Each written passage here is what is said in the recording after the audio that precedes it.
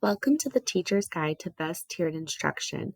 This video will focus on 3rd grade benchmark NSO 2.1, which is to add and subtract multi-digit whole numbers using a standard algorithm with procedural fluency. It's important to note that students have been working with many addition and subtraction strategies. At this point, by the end of the year, they should have one that they feel very comfortable, which is the procedural fluency part, performing in order to get the correct answer every single time. Using a standard algorithm does not necessarily mean students are supposed to be stacking numbers and adding them in the old conventional way. It's really about students finding the best strategy that can quickly get them to the answer. Begin by doing what students know, which should be expanded form. Going through expanded form, we discuss how we add the ones together, followed by the tens, and followed by the hundreds place. This allows teachers to reinforce place value with students, as well as expanded form of numbers. Remember that students are allowed to add and subtract in any way that they see fit, as long as it is getting them to the correct answer. We can use expanded form with subtraction as well.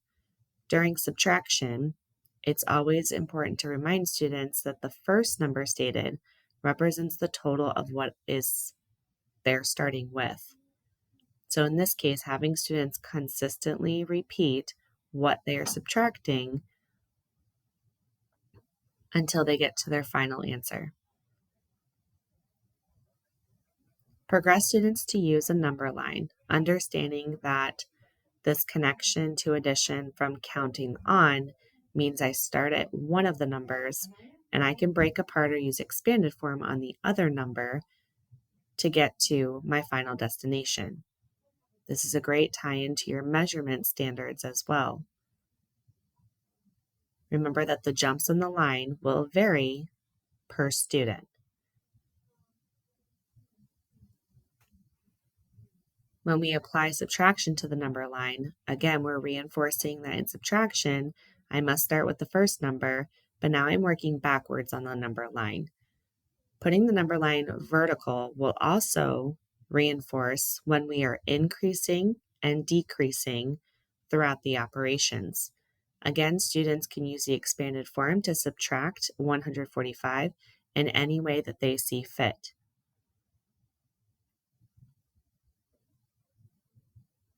Through this strategy, provide students with a place value chart. This is preparing them for the traditional standard algorithm that most parents will probably teach their students. However, we need to reinforce what it means to regroup or put a 1 in the next place value. Ask students if they can make a 10, if they can make 100, and have them go through the process of physically regrouping and writing the 1. This provides the concrete and the visual representation for the process. In subtraction, students often get confused and just take the big number and subtract the small number. So here we've provided the keyword of this is what I have, so this is where we need to start. We only build what I have. So I have 3, I cannot take away 6, I need to go regroup.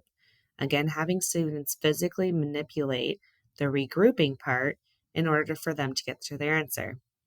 Some students will take the 6 from the 10, understand that there's 4 pieces left over. That reinforces the concept of making a 10. When we get to the hundreds place, again, we build what we have. And if we cannot take what we need, then we reenact regrouping from the hundreds place value. Now students are understanding where this 1 is coming from when they are taught that way from their parents, possibly.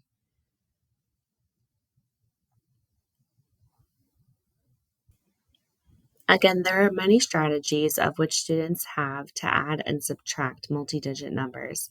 At this level, we are trying to ensure students can do one of the algorithms with the procedural fluency and accuracy. It is always a good idea to make possible real-world connections, bring in money perhaps so that students get in the habit of the regrouping with money, but there are tons of strategies. So if your students haven't found one of the algorithms and mastered it yet, go back to previous grade levels and have them practice a few until they feel comfortable with their number flexibility. Hopefully you took some good ideas from the video and feel comfortable and confident with helping students progress to this procedural fluency benchmark.